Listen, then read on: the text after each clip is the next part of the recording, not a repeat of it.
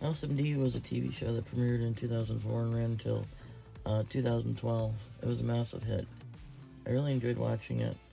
I thought it was well written, and I especially liked that the main character wasn't some uptight, by the book doctor. Instead, he was offbeat, sarcastic, and just the right amount of chaotic. I thought the medical mysteries were really interesting and intriguing. Reacting to the theological side of the episodes, though. Anytime religion came up, the writers of House always framed it as something strange, sometimes even off-putting. They take subtle jabs at faith throughout the episode and across the series. I felt like the writers had encountered religion but never truly experienced the living God, Jesus. A lot of new atheists came out of watching that show. In the show, House's character there repeatedly suggests that belief in God is irrational. He argues that people believe in God because they want to feel comforted, not because there's any evidence. He dismisses miracles and divine intervention, insisting that science, not faith, solves problems. House's character claims that people believe in God because they want comfort. That's oversimplifying the issue. Belief in God isn't just about emotional comfort. It's about seeking answers to life's biggest questions. Lee Strobel, one-time legal editor of the Boston Globe, having been an atheist for many years, said of his own conversion to Christianity was based on evidence, not emotional comfort. When I set out to prove that Christianity was false, I found something that deeply challenged my skepticism. The evidence for the resurrection of Jesus, the historical reliability of the Gospels, and the intellectual strength of Christian beliefs. This wasn't about needing comfort, it was about confronting the truth. Faith in God isn't about avoiding tough questions, but rather confronting them head on.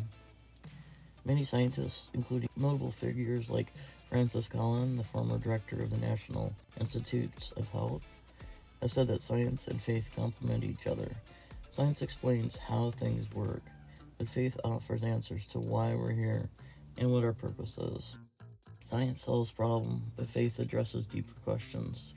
Science is an incredible tool for understanding how the world works, but science cannot address the ultimate questions of life, such as the existence of God, the purpose of life, and the meaning of suffering. Science can study the brain's activity, but it cannot explain why we have consciousness or have the experience of beauty. If one truly believes that belief in God is irrational, I challenge you to investigate the evidence not just from a place of dismissal, but from a place of curiosity. The evidence for God, the miracles, the historical reality of Jesus are far stronger than most people realize.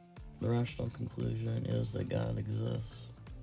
Science is an amazing tool, but it's not the only tool we need to understand the full picture of life.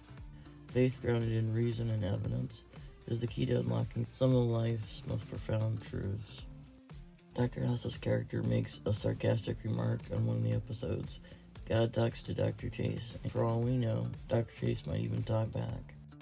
This is a sarcastic jab at Dr. Chase, who was once in seminary school and has a more open stance on faith. This is how some atheists are. When they don't have an actual argument, they just make a sarcastic joke to make themselves feel superior. But here's the thing, being snarky doesn't make you right, it just makes you arrogant. House acts like he's the smartest guy in the room, but here's my question, if Chase, who's actually studied theology, is open to God, and House, who hasn't, is mocking it, who's really the ignorant one here? You've got two guys, one who's at least willing to consider God, and the other who's so desperate to shut him out that he turns everything into a joke. Which one of these sounds like the real scientist? The one who follows the evidence, or the one who refuses to even look at it? C.S. Lewis says, if there's a God who created us, who gave us intelligence, reason, and the very ability to communicate, why should it be strange to think that he might also communicate? If Hamlet were to know anything about Shakespeare, it would only be because Shakespeare chose to reveal it to him. In the same way, if God exists, the only way we could truly know him is if he's chosen to speak.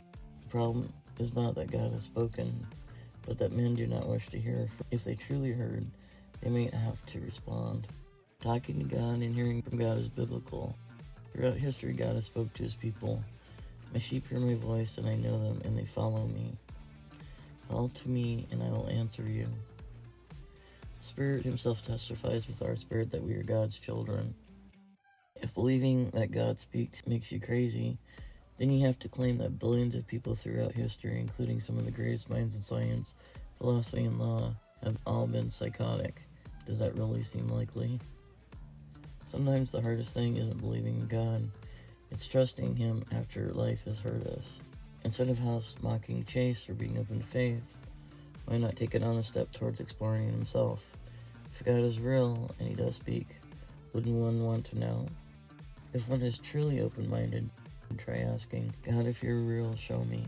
Don't assume the answer before you've asked the question. People don't grow until they're willing to challenge their own assumptions.